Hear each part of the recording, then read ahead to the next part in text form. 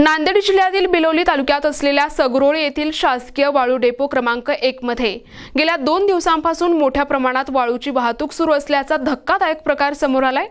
संबंधित तेलंगणा येथील ठेकेदाराला केवळ 5000 ब्रास वाळूची परवानगी असताना प्रशासनाला हाताशी धरून डेपोमध्ये तब्बल 25000 ब्रास वाळूचा साठा असल्याचे समोर आले आहे। सगरोळीच्या डेपोमध्ये सुरू असलेल्या या गैरव्यवहारामुळे शासनाची अक्षरशः लूट होत असल्याचा आरोप होत आहे। या मोठ्या प्रमाणातील वाहतुकीसाठी तब्बल 200 ते 250 हायवा आणि ट्रकची लांबच लांब रांग लागलेली दिसून येत आहे। ही रांग सुमारे 1.5 ते 2 किलोमीटर पर्यंत असून यामुळे देगलूरकडे जाणारी संपूर्ण वाहतूक खोळंबली आहे।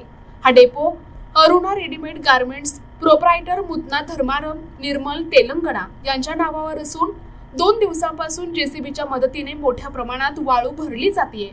स्थानिक प्रशासन ज्यात तहसीलदार गजानन शिंदे आणि उपविभागीय अधिकारी क्रांती डोंबे यांचा समावेश आहे, यांची या गंभीर प्रकाराकडे संपूर्णपणे दुर्लक्ष होत आहे।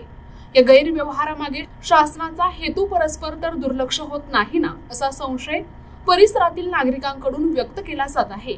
त्यामुळे या अवैध वाहतुकीला तात्काळ आळा घालावा, ओव्हरलोड वाहनांची चौकशी करावी आणि डेपोमधील वाळूचा साठा मोजून योग्य कारवाई करावी अशी मागणी जोर धरत आहे। प्रतिनिधी दादाराव इंगळे, NTV न्यूज मराठी, बिलोली, नांदेड।